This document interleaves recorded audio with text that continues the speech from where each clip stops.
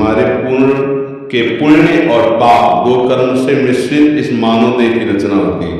पुण्य कर्म से ऊपर के लोगों के शरीरों की रचना होती है, पाप कर्म से केवल नारकी यातना देह की रचना होती है, पाप और पुण्य मिश्रित कर्म से मृत्यु लोक के जीवों की रचना होती है। तो ये जो मानव देह रचा, तो रचने के समय दो विभाग, एक पाप का विभाग और एक पुण्य का विभाग। उस समय पाप के विभाग में इस अवस्था में ये दुख आएगा, इस अवस्था में रोग आएगा, इस अवस्था में घटना घटेगी, इस अवस्था में ये अनुकूलता आएगी, ये संपत्ति मिलेगी, ये सुख विधान, ये प्रारब्ध हो गए। प्रारब्ध वो कोई देवता नहीं, हमारे कर्मों का कुछ परिणाम इस शरीर में।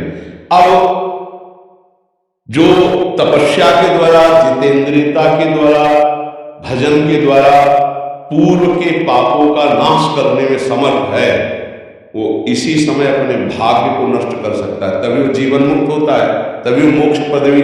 भाग्य में थोड़ी लिखा है कि तुम जीवन मुक्त हो जाओगे, ये तो भजन और तप के द्वारा हमारा नया कर्म बना ऐसा जिससे पूर्व कर्म को बाधित करके और मोक्ष पदवी को प्राप्त हो गया।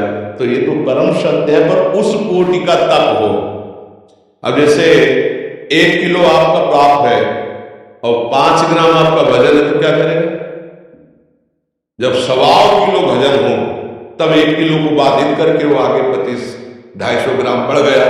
तो इस कोटि का जो तुम्हारी ये सुकुमारी तप करे, तो तप के द्वारा भावी को भी भगवान शंकर बैठ सकते हैं और इसके पति के रूप में हो सकते हैं, ऐसा विधान होता है। तो तपस्या का तात्पर्य होता है इंद्रियों को विषयों से विमुख करके निरंतर इष्टाकार वृत्ति करना, इसे तप कहते हैं। जो काम क्रोधादि वेगों का आक्रमण होता है उसको, उस ताप को सहना और निरंतर इष्टाकार वृत्ति रखना, इष्ट में वृत्ति रखना बहुत कठिन है। इष्टाकार वृत्ति करना अगर ऐसा है तो प्रारब्ध का नाश भी हो जाएगा। प्रारब्ध का अगर नाश न होता तो कोई मोक्ष पदवी प्राप्त न करता, कोई भगवान को प्राप्त न करे। किसी के भाग्य में भगवान नहीं लिखे, भाग्यवशात भगवान नहीं मिलते, भजनवशात भगवान मिलते हैं।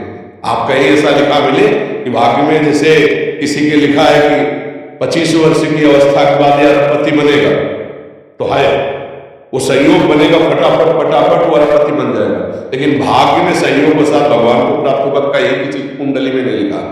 ये तप के द्वारा, भजन के द्वारा भगवान को प्राप्त किया जाता है। इसका मतलब प्रारब्ध का क्षय किया जाता है, प्रारब्ध का नाश होता है। अगर ना होता तो भगवत प्राप्ति होती ही नहीं।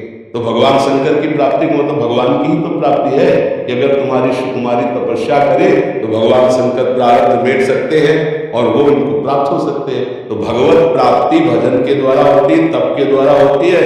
तो समस्त प्रारब्ध छिन्न भिन्न हो जाता है, क्रियाण निष्फल हो जाता है, संचित भस्म हो जाता है, तो उसे भगवत प्राप्ति होती है। भजन में कितनी सामर्थ्य है, और भजन के बिना अवश्य में भोक्तव्यम कृतम कर्म शुभाशुभम, आप जो कर्म कर रहे हैं शुभ अशुभ उनको भोगना ही पड़ेगा।